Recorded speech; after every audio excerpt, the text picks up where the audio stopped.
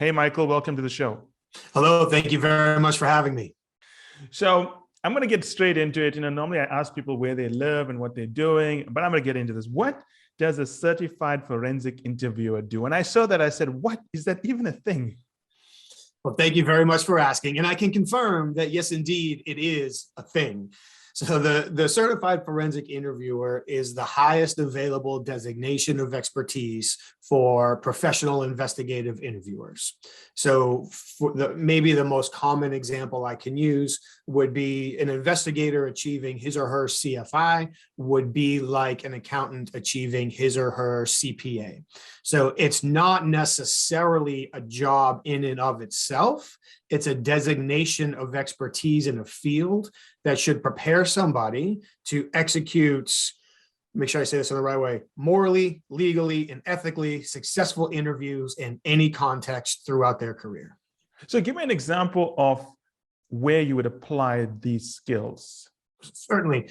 So I guess we'll go several directions with that. The first is what the designation was initially designed for. Yeah. So the group that now runs the International Association of Interviewers, they were previously referred to as the Center for Interviewing Standards and Assessment.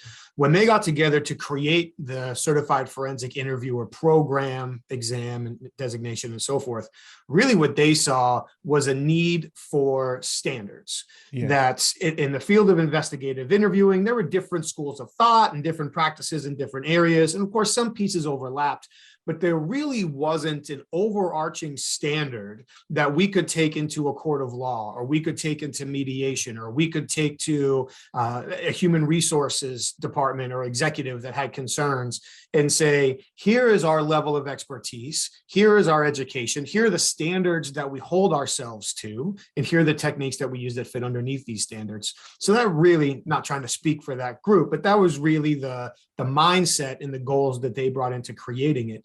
So the skills that one should possess after earning the designation and maintaining the continuing education are the skills initially designed to connect with victims, witnesses, and suspects in a variety of contexts and use nearly entirely rapport-based techniques in order to help them to save face and make their own decision to commit to sharing the truth about whatever has been done to them, about whatever they witnessed, about whatever they've done or whatever they've known. So that's probably a fair way to summarize it for investigations. Where I spend most of my time, selfishly and biasedly, of course, applying nearly the identical skill set is in the business world. Yes. As believe it or not, the same two skills that the very best leaders and the very best interrogators capitalize on are identical. It's vision and influence in both circumstances. And the one that tends to surprise people the most, I believe, is that the cognitive process that will lead an interrogation suspect to truthfully committing to saying, I did it, is essentially identical to the cognitive process that leads customers to commit to saying, I'll buy it, and employees to commit to saying, I'll do it. But interview and interrogation has always might be a broad brush, but has often been kind of the stepbrother nobody really talks to over in the corner. So really for me, I have been fascinated and thoroughly enjoyed the opportunity to bring these skills, perspectives, and techniques from the Certified Forensic Interviewer program and our ethos and our resources into the business world, integrate it with business communication, best practices, and research in order to create what I call the disciplined listening method, in order to help executives specifically interact with people in a way where they can unlock the hidden value that exists in so many of our conversations. Okay, there's a lot of very interesting things here. I'm going to unpack this so the audience follows it, but very fascinating. So first one is that I'm going to use an analogy of a chartered accountant. Sure. The same way a CPA goes into a boardroom and does a set of analyses and gives the board confidence of the analysis because they are following a set of standardized processes. Using the same analogy, a forensic interviewer follows a set of standardized processes that gives, for example, a judge confidence in terms of what was disclosed. Is that a good way of thinking about that? It is, yes. On the interviewer side, the number is increasing, so don't hold me to this 100%, but right now I believe there are 7 or 8 non-confrontational approaches that are generated from both sides of the Atlantic Ocean that are often used in many of these investigations. And so with this, and I'm not a CPA, and I don't want anyone to think that I'm pretending to be one. Well, a CPA may have a more rigid set of rules and processes. Part of being a certified forensic interviewer is choosing the right tool for the right job based on the context and who we're talking to and the goals and the importance of always prioritizing the truth and relationships over everything else. It's a lot like the way a psychiatrist would have a bag of tools, but he or she is trained to use them in a way that is standardized. Yes. As opposed to someone just reading a book on psychiatry and deciding to give advice over a podcast, which will be very different, right? That's a very good point. Interesting. You said that the process to get someone to admit they did something is the same as the process to get a customer to commit to something or an employee to commit to something. What is that process? So when we think about potentially contentious conversations, and the word potential there is key, because I'm certainly not implying that every interview or every negotiation or every coaching conversation is contentious. That I think we all know that that's not the case. However, in many of these, all the flammable material is present. All it takes is an inadvertent spark to set the conversation alight. So when we look at that, there are 7 phases that we all transition through as we engage in those conversations. And if we just kind of focus on our audience for a moment, oftentimes we might feel like the conversation starts when we say it does, either when we set the meeting or when they show up at our office or the conference room. But in reality, the first stage of the conversation is everything that has happened in our audience's lives prior to engaging with us. So they're literally building mental models for how they expect people in leadership roles to treat them. And unfortunately, more often than not, those can be negative mental models. Then they often meet us before we even meet them. So they might hear rumors about us, or maybe they see us in a video, or they see us address the organization, and now they're already making determinations about us without ever having met us.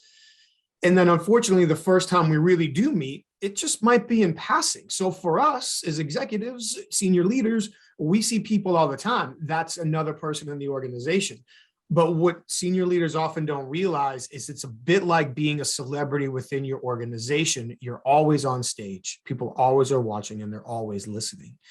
So long before the meeting is ever set, people are likely anticipating how they are going to be treated when they have to have conversations with us. There's one more additional onset that's probably worth mentioning as well.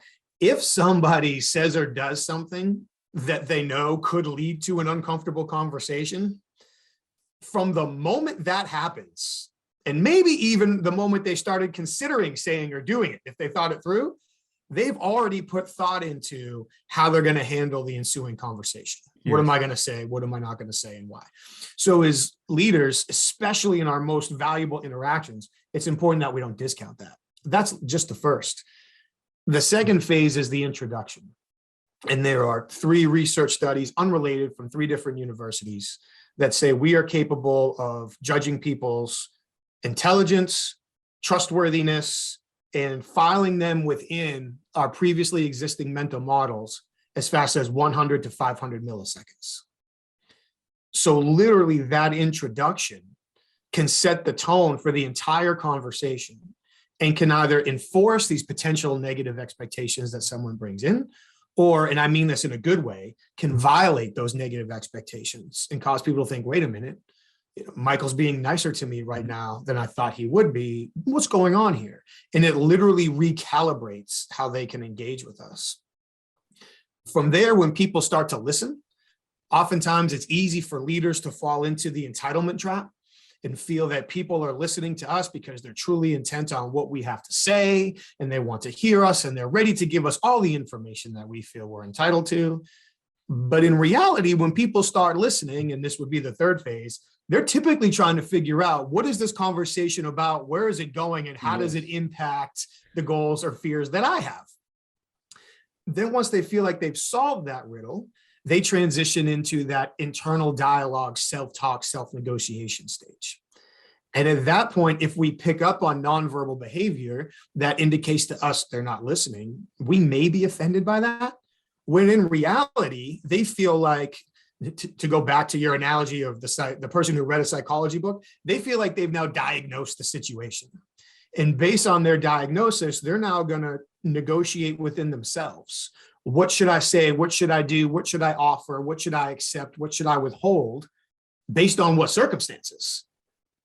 Once they navigate that, now they're typically more willing to join the conversation because they have a little bit of a plan.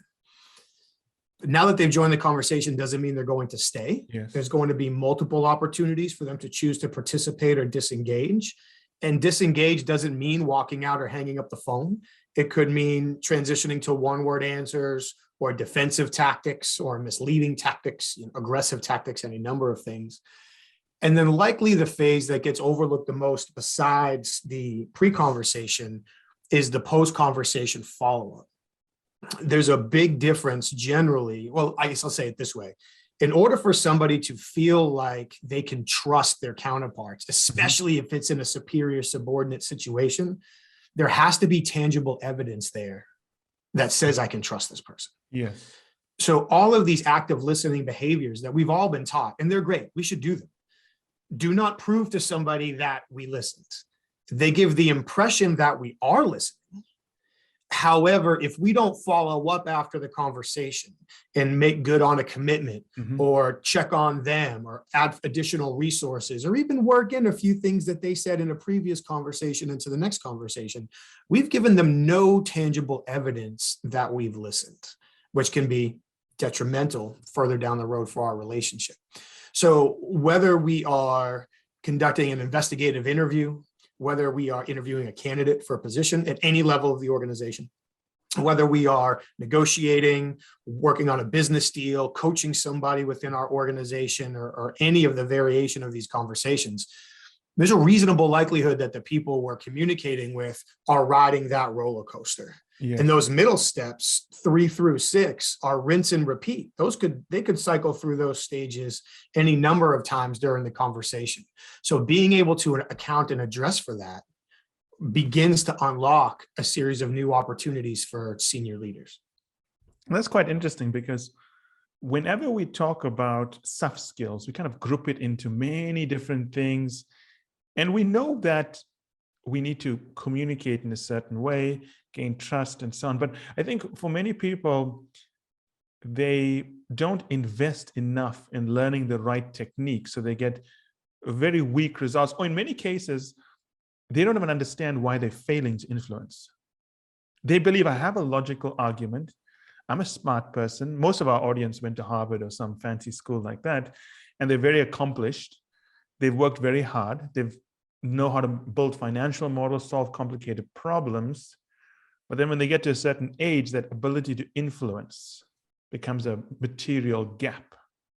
So now, what advice do you have for someone who has built their career on technical skills and is now trying to weave in, which is probably one of the most important skills in the world, the ability to have a conversation, you call it interviewing, a conversation to influence someone? How do they go about learning those things? Great question. And the first key was layered within your setup for that question. If I heard you correctly, and if I summarize you incorrectly, please adjust me. But what I essentially heard was, people are very logical thinkers. They're great at solving problems and sometimes struggle on the soft skill side. Oftentimes, one of the biggest mistakes we see, especially at the CEO level, the senior leadership level, is we find very smart, very successful, very educated people driving themselves and those around them crazy because they're consistently trying to find rational solutions to emotional problems. Everything they've been taught has been problem solving, now I certainly don't have this education, so if I'm making incorrect assumptions, please correct me, but it's formulaic, it's spreadsheets, it's the rational model of decision making, risk versus reward. So factor in somebody who has been operationally conditioned to solve problems that way, and now pour on the time restrictions and the time pressure that everybody feels. Well, time is the enemy of empathy. So now if we feel like we're under pressure to have a problem solved or get an answer or end a conversation within a certain time frame, within a certain amount of minutes. We've now literally prioritized, say, a 15-minute conversation over learning alternatives, establishing relationships, and creating the impact necessary. And that might take 20 minutes instead of 15. We've predetermined the amount of time we're going to allocate to something before we've even arrived and determined the time we need. Yes. That's a common problem. This is for most people, they look at their calendars like an obstacle course. It's completely understandable. You know, once we prioritize time over quality or time over empathy, quality and empathy are going to suffer. There's no doubt about it.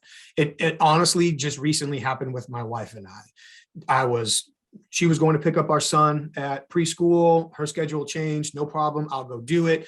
So I'm literally in my mind thinking I've got 5 minutes to leave the house and get in my truck to log into my next call so I can take the call while I'm going to get my son. And I'm trying to beat this 5-minute clock in my head, and standing at the pantry in the kitchen, getting snacks for my son for the ride home. My wife was talking to me, and I probably heard 1 out of every 5 words she was saying. And when she was done, I looked at her and said, "Sure, no problem." And she literally looked at me and said, "You didn't hear what I said, did you?" No, I didn't. And if you could correct me in about 1 minute and 30 seconds, I'd really appreciate it. So that's literally an embarrassing moment that happened in my personal life that personifies what we're talking about. So when we have people who are technical experts, when we have people who are in superior roles, when we have people who do face time constraints, and that's just a reality that they live and work in, a big part of it is, to the extent that's possible, be patient and let the conversation come to you. When we're listening, we're learning. If we're not learning, we're not listening. And the longer we give people an opportunity to communicate with us, the more intelligence we have the opportunity to acquire. So that takes a bit of a mindset shift. Within that patience and letting the conversation come to us, often we also have to maintain that learning mentality by focusing on what value do we think we can get out of this conversation, as opposed to the opportunity cost of this conversation. What else is it keeping me from doing? And then really on the technical expert side, what we find across the board when we deal with or partner with organizations and leaders who are technical experts is that being a technical expert, unfortunately, puts us in a prime position to communicate with people in a way that causes our audiences to feel embarrassed. Embarrassment is the number one fear that will stop most people from doing most things. So technical experts, and I don't mean to paint with a broad brush. So for all the technical experts that are listening and say, "Hey, wait a minute, I don't do that," you might be right. But for technical experts, it's easier for them to appear to be talking fast, rushing through a piece of a conversation that makes total sense to them at their level of expertise, but does not make nearly as much sense for the audience that they're speaking with. So now the audience that they're speaking with may feel like they're getting rushed past, so that it could be a feeling of, this might not be the best word, but disrespect or lack of connection. If they feel like they have a question, it can now literally be embarrassing to raise your hand and say, "Excuse me, I actually have a question about that." Some people have no problem doing that. Lots of people will have an issue because they don't want to be perceived as lacking intelligence or lacking understanding or lacking focus. So they're better off just being quiet and hoping they can solve this riddle later than asking a question now. And with that, technical experts are more likely to use jargon or phrases that they're comfortable with. That's very common in consulting. Yeah. And that's an easy way to put our audience off, because now we're literally talking in a language that they don't understand. Again, can create feelings of disconnect, embarrassment, can damage rapport, these types of things. And all too often, and I'll pause after this, the trap that we see technical experts falling into is they lead with their expertise instead of leading to their expertise. So it's easy for somebody who's an expert on any topic to feel like, all right, I can save us time. Yes. If I just lead with my technical expertise, then I will have credibility. They will see how smart I am. They'll know everything they need to know. And we can turn a 15-minute conversation into a 4-minute conversation. Once again, prioritizing time over value, time over empathy. So when they lead off with their technical expertise and it creates this uncertainty or this discomfort in their audience reacts accordingly.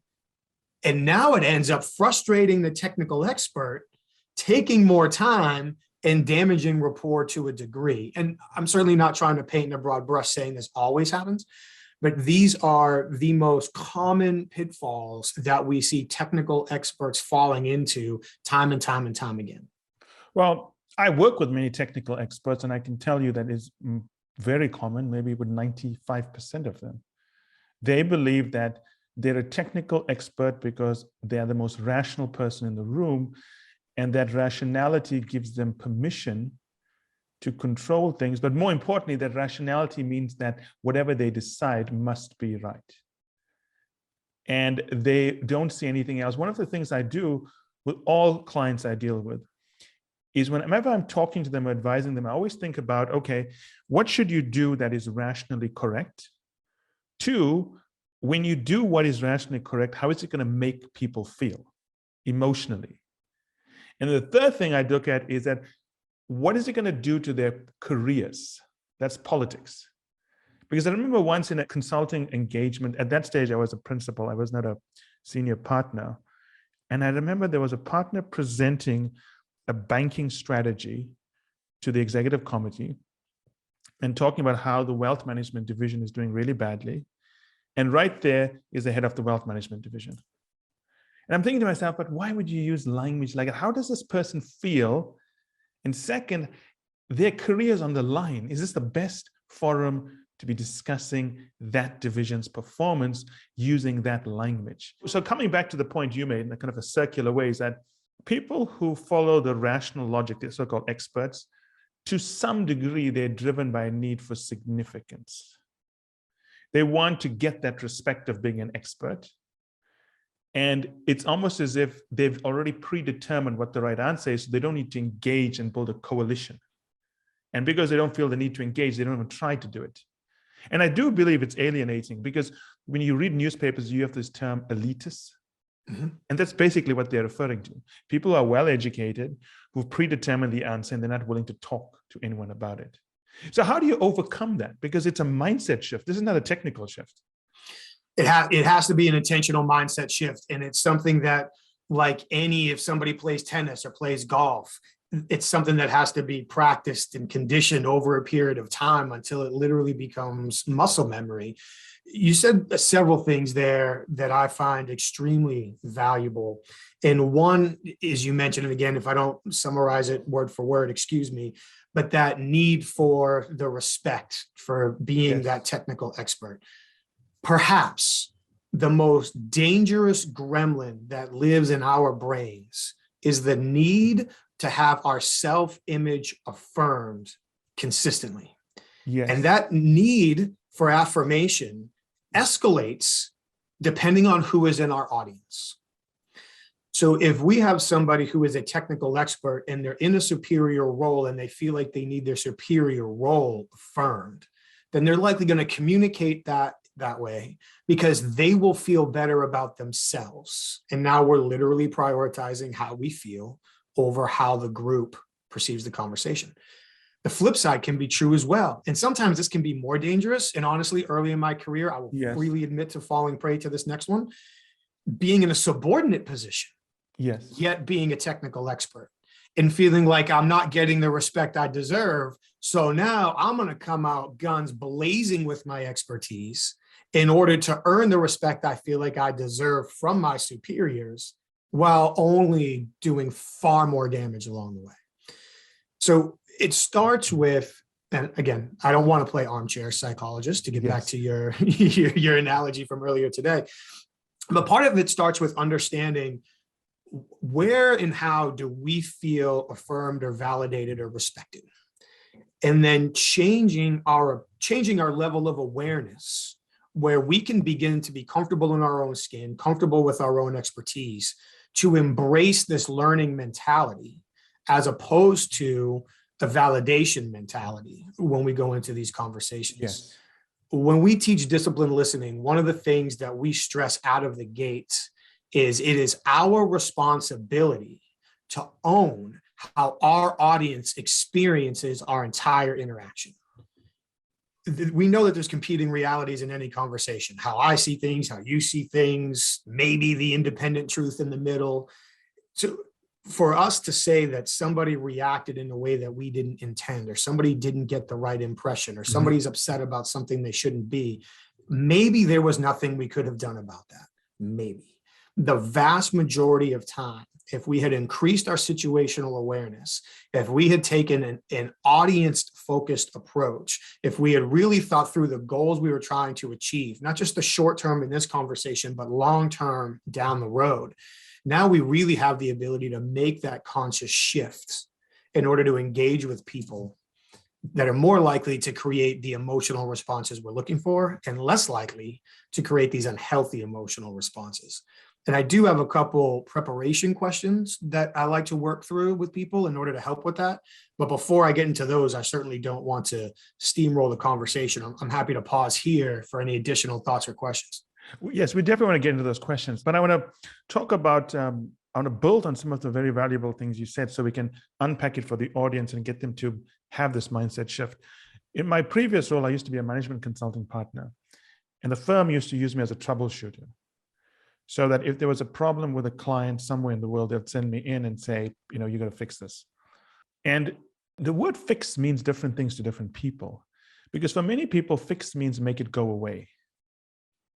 They would say, what do I need to do to minimize the damage?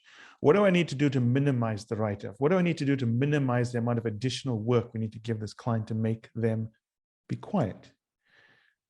I followed a different approach where I said that what if the relationship is so bad, it can only get better. So what do I do to fix it? Now, the question that I'm coming to in an indirect way is that the skills you teach are very powerful. It's very obvious to anyone in business, anywhere in the world. But do you not feel that too often people use these skills to listen, to manipulate the person, as opposed to saying, how can I listen to this person, really understand what they're saying, and even if it means completely changing what I'm doing because they have a better way? Because a lot of people are only in their head about what they want without thinking about maybe this person is right, maybe they can do something better. So what advice do you have for people to make that shift? It's an unfortunate yet great points that you just made. So I'll start with that and then work towards a suggestion. Yes, it would be, I don't know if ignorant or foolish would be the right word, for me to ignore the fact that there are people out there who could, or already to some degree maybe, using these techniques in order to manipulate people in order to get the outcome that they wanted. And manipulation is not a negative word. It's not. In business, you're always having a conversation to move people in the direction you want. It's not negative. It's just the word I used. I agree. And manipulate is neutral. The intentions and goals associated with the manipulation can make it ethical or unethical. So I would agree entirely. And there are already a plethora of persuasion and influence related resources out there that can provide people with these tools. And some of them are pretty commonly known already in the business world. So really, from a suggestion standpoint, if somebody is entirely self-centered, and they have absolutely no interest in changing or developing or living their lives any other way, then there may only be so much of an impact that we can have with an individual like that, speaking pragmatically. For what I would love to believe is the majority of CEOs, senior leaders, top executives who legitimately care about their organization, legitimately care about the people under their charge, legitimately care about the impact that their company has in the world, then to some of the points you made earlier, they likely have no idea the limitations they're creating or the potential adverse impact they're having on people with their communications, because they've been wildly successful and it's all they know. So in those opportunities, that's where we have the chance to really connect with people and start working on what we like to call the strategic and ethical applications of these skills. So we are focusing on the greater good. We are focusing on the impact that we're having on our audiences, the resulting relationships, the unexpected value that we're creating, little things, how we change how we ask questions, how we interact with people. Literally never walking past somebody without saying hello. It doesn't matter if someone is the CEO of a Fortune 5 company and they're walking past the custodian, smile and say hello. Things like if we give someone directions, instead of saying, do you have any questions? Say, what questions did I create? Because if we say, do you have any questions? The implied expected answer is no. And somebody may not want to be embarrassed by asking a question. Yet if we say, what questions did I create? Now the onus is on us. We didn't do a good enough job. Therefore, you must have a question. So some of these little shifts we can make in our mindset and how we communicate is key. And I'll pause after this thought. One of the things that we really try to impress upon the people we work with is that, especially now, so much time and money and energy is spent on brand, personal and organizational brand perception. Yes. Our brand perception as leaders hinges nearly entirely on our perception as listeners. Yes, that makes sense. Everything you said is very true. Is it correct to summarize that for the audience listening to say that, and I may be wrong here, but adopt a mindset of appreciation versus expectation? Yes. Is that a good way of pulling it all together? Yes, I think that's a great way. Other terms that we like to use is inclusive versus exclusive. Instead of listening to prove somebody else wrong, what can we listen to learn from them? Like value, I guess I'm going to use the same word twice in the same sentence because I was halfway home. I apologize. Prioritizing value over time in any conversation, some of the things we've already touched on. But yes, it has to be an intentional mind shift like anything else in life. It's not just a mind shift of the leader, it has to be the mind shift of the organization. Because I've seen so many companies make bad decisions in meetings which I've sat in because they've chosen some arbitrary timeline of 6 months to do something. Mm-hmm. When someone has a better idea, but it's going to take them 12 months to do it. Yes. But everyone gets upset because we've agreed to this, we've worked on this, we're going to be ready to go in 6 months, so we don't want to listen to your idea. You talk about value over time, and that's true. You got to figure out how do we create the most value, even if it disrupts our plans for the world. And the other thing you said, which is very true, is that we all have a mental model of who we are. I call it identity, mental model, same thing. The challenge is that if you don't take the time to understand your identity and how it's allowed you to interact with the world, because most people don't know what their primary drivers are. What's their primary need in the world? Are they looking for certainty, significance, and so on? And unless you understand that, you can't really manage yourself. I agree entirely. And your comment about sticking to bad decisions because of some arbitrary factor is far more common, I believe, than people realize. One client about 2 years ago I was working with, they had a 6-figure discrepancy with one of their partners that had stalled. And so they brought me in to try to rip this thing loose and get it taken care of.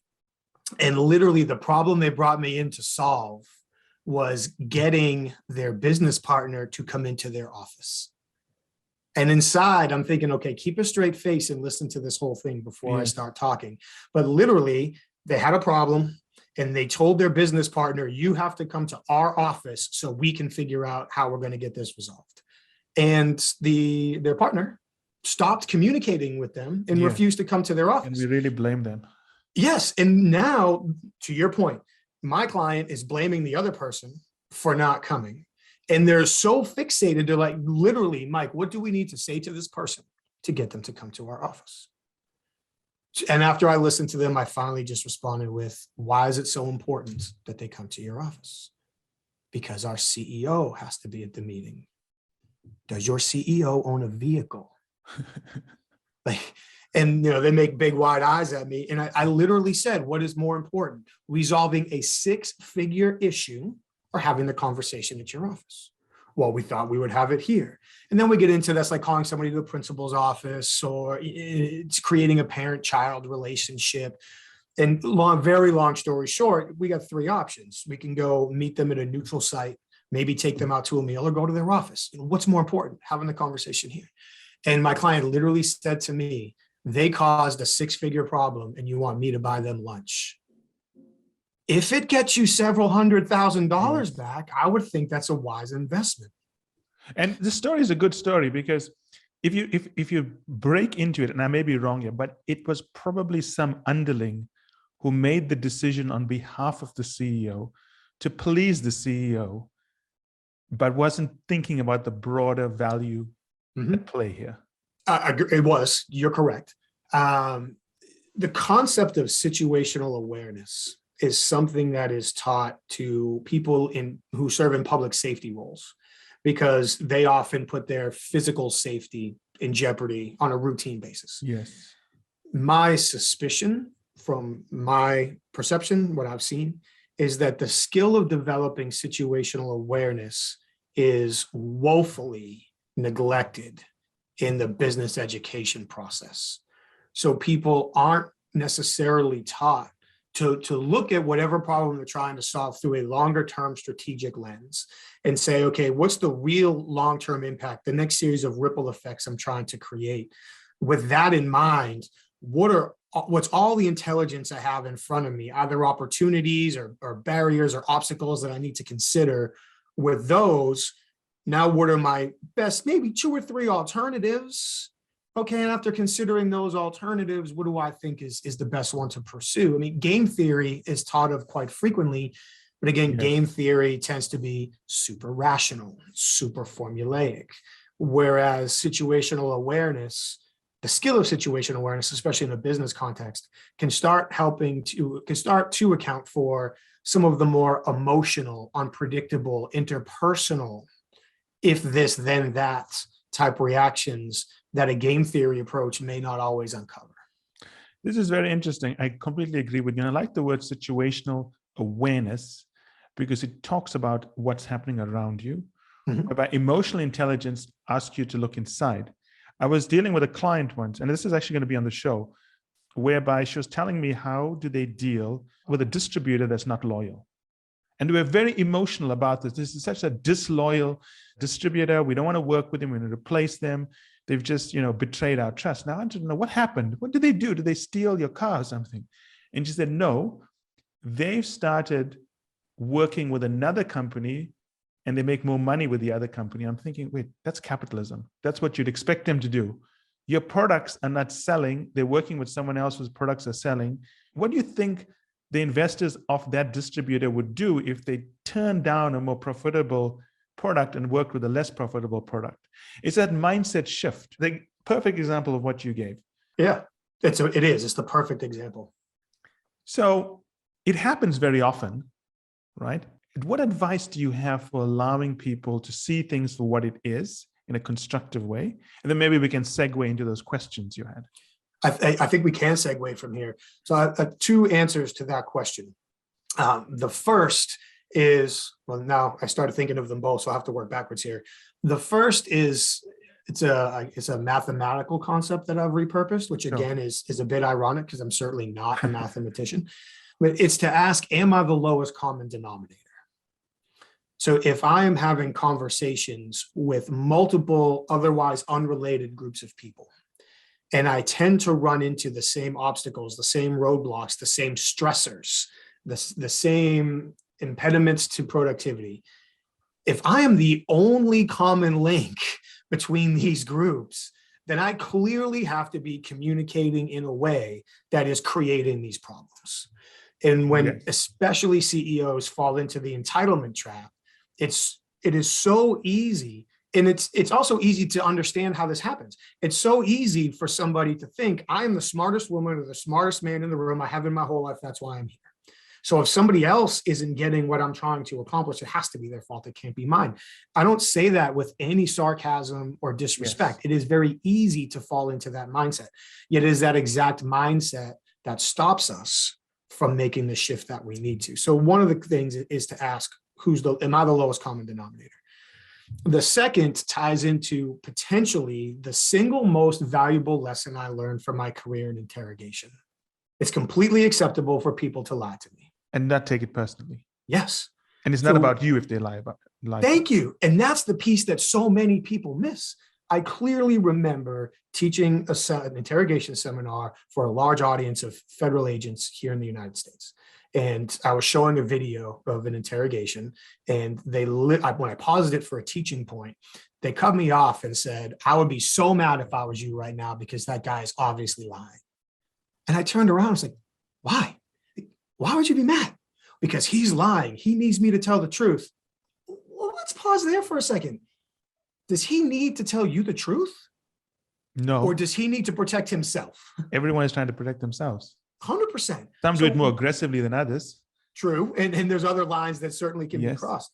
Generally, when somebody lies to us, they're not lying to hurt us. It has nothing to do with us. They don't even care about you. No, they're lying to protect themselves. They are lying to exercise what they believe is their last good option.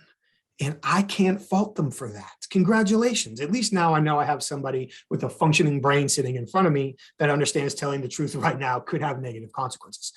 And most of the time when people do lie or withhold or massage or put a slant on the truth, there's layers of intelligence within that help us uncover somebody's emotional state, their fears, their motivations, that allow us. It would be like driving through Toronto or New York City and coming up to a roadblock.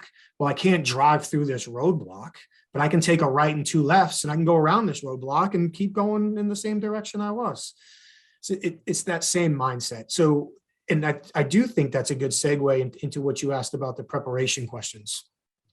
All too often, especially the higher up the org chart we go, when we prepare for conversations with people, it can be easy for us to think, okay, why should this person trust me? Why should this person believe me? Why should this person do what I want them to do? And when we think that way, we believe that we're truly considering their perspective to the best of our ability, when what we're actually doing is transposing our perspective onto them, our experiences, biases, expectations. So, and again, this was a bit of an aha moment for me at roughly 30,000 feet as I was preparing for an interrogation. And I was preparing to interview a group of people and hopefully interrogate one, which is how it worked, who had the opportunity to steal several firearms. Some federal agents had already interviewed them and they didn't confess. A police detective had already interviewed them and didn't confess. And 8 weeks after the police had interviewed them, I had the opportunity to go interview them.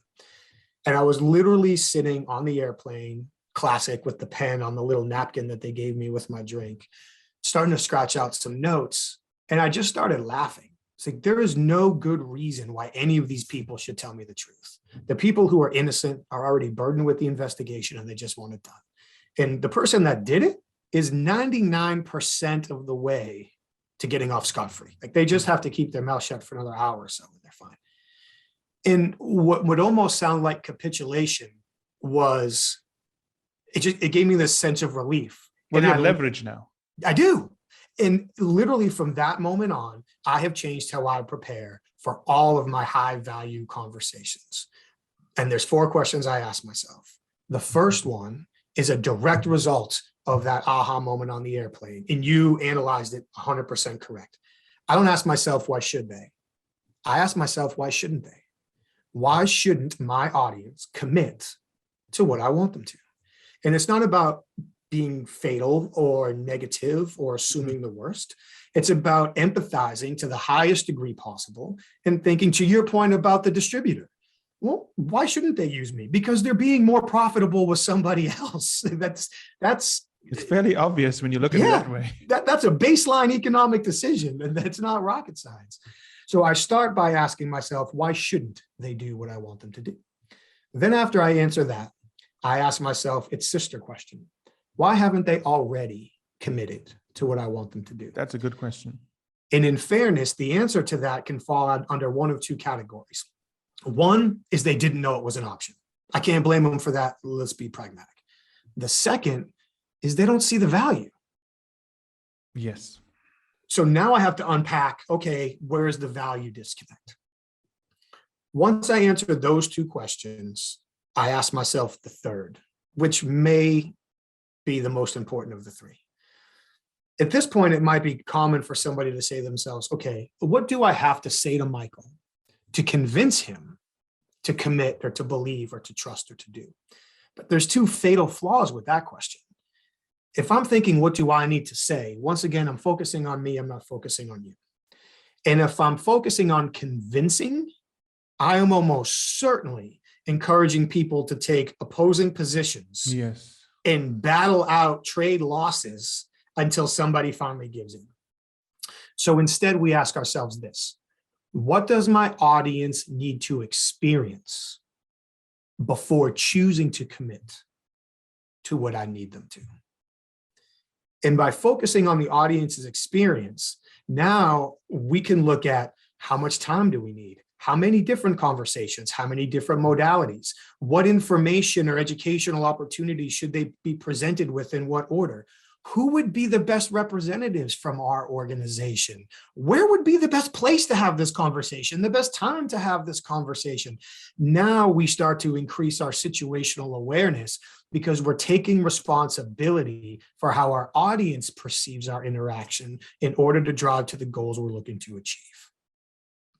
Once we unpack that question, the final question I love to ask is, okay, what are our goals? And how is everything we say and do going to help us achieve those goals? And those are generally the 4-question framework that we go through to prepare for all of our high stakes conversations. I like that. It's simple, which is why it works. And it also puts the burden on you. And I like the example used of, people like to say, convince me. It's automatically confrontational. Yes. When someone says, convince me of this, they've automatically decided this is going to be an argument. Mm-hmm. And it often becomes an argument. When I work with CEOs and so on strategy, they always ask me, how do I make a strategy decision? It's so difficult with value chain analysis. I always tell them, just 3 things you have to know. Find out what your customers need. Go and get it. Give it to them. It's not more complicated than that. It's paraphrasing what you're actually saying. Sure. And people make things very complicated. They make business, they make relationships too complicated. It's very simple. Know what the person needs, get it, give it to them, price it in a way both parties are satisfied with it, and life can become a lot more easier. But what happens is we get caught in our head thinking about, how will I look when I do this? Yes. How do I make sure that I get the most and they get the least? Yes. Not about how do we both make a lot of money here. There's a very good example of it. I was working with a family office, a very wealthy family from Latin America. They took their money, put it into an investment vehicle called a family office. And I was talking to the patriarch, and he was telling me they will only do business with people that are good. And I'm thinking that you're never going to do business with anyone, because people are not good or bad. At a certain time, if your interests are not aligned, it looks like they are bad. But if your interests are aligned, you can trust them because you both want the same outcome. But to presuppose someone is good or bad is not a way to do business, right? So that's an example of changing the mindset. Yes. Late last year, I was here in the United States conducting a session for a group of CEOs, one of these CEO peer groups. Yes. And the gentleman, at one point in the presentation, the gentleman who led the group stood up and asked a question, which I'm summarizing again, but essentially said that, speaking for everybody in that group, that they work very hard to hire people who have the same moral and ethical code that they do. So in turn, when they have somebody within their organization who has a performance issue or a trust issue or an integrity issue, they know they need to remove that person because that person clearly doesn't have the same moral and ethical code. And I had to pick my jaw up off the floor, reaffix it, and try not to say anything that would inadvertently humiliate the man who was paying me to educate his members. And so, but what we worked on, again, is falling prey to validating our expectations. If we set an expectation that A equals B, somebody isn't productive, they made a decision we don't agree with, well, then they're not ethically aligned with us, they need to go from the organization. Then we're literally jumping from 1 to 100 without stopping to acknowledge 99 other potential reasons along the way. Yes. Were they misinformed? Did they have great intentions and just didn't make the right choice? Were they having a bad day? Are they going through a divorce? If this was a customer interaction, was the customer just turning the screws on them for months? So they finally reacted in a way because of how they felt emotionally. There could be any number of pretty acceptable reasons why a good person might say or do something that we may feel isn't in alignment with our approach before we just decide that they don't have the same moral or ethical construct that we do. So it turned into a productive conversation, and hopefully we did alter somebody or the group's perspective a little bit. But I believe that's another example where, you know, when we're a hammer, everything looks like a nail. And sometimes it's very important to take a step back and take in the totality of circumstances as we're determining how we react in the decisions we make. That's a very good example because it allows me to segue into a point I wanted to make earlier. Oftentimes, when we are sitting and making a decision, we assume that we don't understand something, and given the time, we will understand it, and we can either agree or disagree with someone. But what I've seen in business happening in waves is that you get a generational shift occurring, whereby a 70-year-old leader, it's not that he can understand what the 30-year-old leader is saying. He's never going to understand it because the values are fundamentally different. And if you go with that mindset whereby you think that if I understand it, we can do it, you're setting yourself up for a trap because the younger generation thinks in a different way. And I've seen this happen so many times in boardrooms whereby you get the young guns, EVPs coming in with new ideas. The CEO doesn't get it. And I've got to counsel the CEO saying, okay, how much of this is happening because there's a generational shift taking place? And if you view it in that way, maybe you've got to let this guy try it. You may not get it, but give him a pilot to run, see what happens. And I think that often happens when we have these discussions whereby we think that if we don't understand it, it's the fault of the person communicating. Maybe just from a values perspective, we're never going to get it. I mean, I don't get the idea of people who like to Airbnb properties because I just can't imagine someone in my house. I just will never, ever understand that and accept it. And that's a generational thing. You can never explain it to me because it's a value that I have whereby I want to own everything that I have. Right? And if I'm sitting there and imagine if I was on the board of a company who could invest in Airbnb and I'm thinking, well, this doesn't make any sense to me. How much would I have lost out on? So I think when we think about communication and so on, we always remember sometimes you're just not going to get things. Mm-hmm. And you got to know when you have to pull yourself aside and let someone pilot it and test it and so on. I think that's a very important point as we think about communication. I agree. Fantastic. So, Michael, thank you so much for being on the show. This is one of the best podcasts we've done. I liked it immensely because I've never seen someone almost apply a set of standards to conversations before. I do have one question before we wrap up. It's a very important question. Why would someone come clean about committing a crime? Yeah, well, if you're watching the shows, you're probably not seeing the best techniques. Yes. We're seeing the techniques that create the most drama and entertainment for television, for Hollywood purposes. Generally speaking, people will come clean for several reasons. The easiest, and in my career, the one I wished happened way more often than it did, is because they literally feel guilty and they have an opportunity to get it off their chest, and so they do. And that does happen. I wish it happened a lot more often. It does happen. The next is people believe it's easier for people to tell the truth when they believe that the truth is either already known or will certainly be known. Okay. The third is a combination of having the opportunity to save face and protect their self-image and put their own spin on it. This is actually what I biasly believe to be an enormous concept for CEOs and senior leaders. All too often at the highest leadership levels, when we ask somebody a question and we believe that we get an excuse for why something did or didn't happen, it drives us crazy.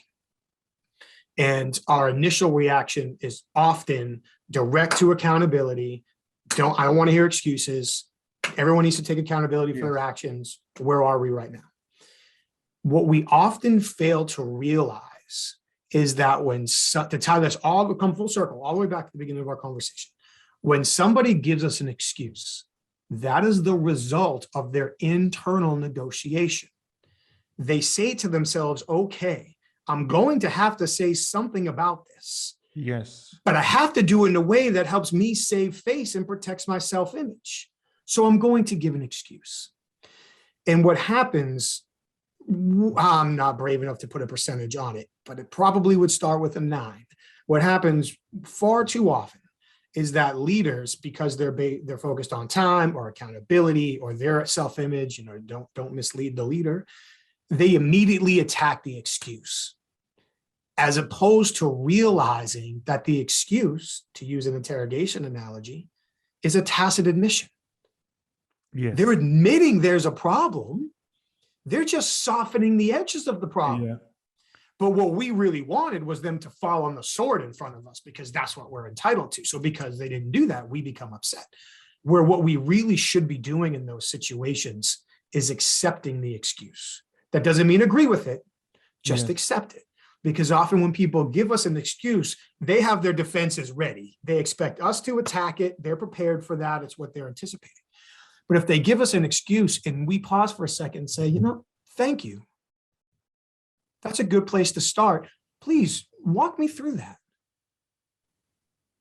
Now it's a completely unexpected answer. Yes. Their defensiveness goes away and they're forced to unpack an excuse that they may have just made up off the top of their head. Yes. So we're literally starting the conversation where they want to start it to get to the end that we need, in a way that allows them to save face, protect their self-image, feel respected, and own a larger degree of the idea ownership, which leads to commitment over compliance and a stronger likelihood that the problem gets resolved moving forward. So it can be very easy for leaders to become extremely upset with excuses, and I get it. However, when we do that, we are often literally throwing away the absolute path we need to take to resolve the problem. We're trying to force somebody down our road, as opposed to taking them down the road they want to go to the resolution we need to create. I appreciate you giving me a little bit extra time to walk through that. Oh, no, it's very interesting. I wish that more people had the skill, applied the skill, and so on. It's this classic example I see with some married couples whereby they want someone to do something the way they want it. And just for the sake of getting it done, no one's happy after it's done. And I don't understand, what is the overall game plan? What's the end game here? Yeah, I feel better. As a general rule for business conversations, if we ever find ourselves saying, I shouldn't have to do that, first stop and congratulate yourself, because you're probably right. You shouldn't have to. And then go do it, because that's almost certainly the correct course of action to achieve the goal that we're looking for. And when our egos come into play, when that need to be right, when that need to win, even if it's really a loss, comes into play, we force ourselves down that road. Yeah, that's very good advice. Oftentimes we have a view of how things should pan out. If it doesn't meet that viewpoint, we get upset, we get angry, we think there's something wrong with us. Why am I suffering more than other people? But that's because we compare the perfect images people create of themselves, not comparing the reality of what's there. Yes. And that's where we get, it's like the old Instagram generation. You look at this and you say, oh my God, why am I not in Cyprus today, drinking cocktails on the beach and getting some stranger to take photographs of me? That's what happens to people, right? Yeah. Michael, thank you so much. That was amazing. I'm sure our audience is going to love it. We'll be in touch. I'm sure we'll do more work together. My pleasure. I look forward to it. Thank you. Take care.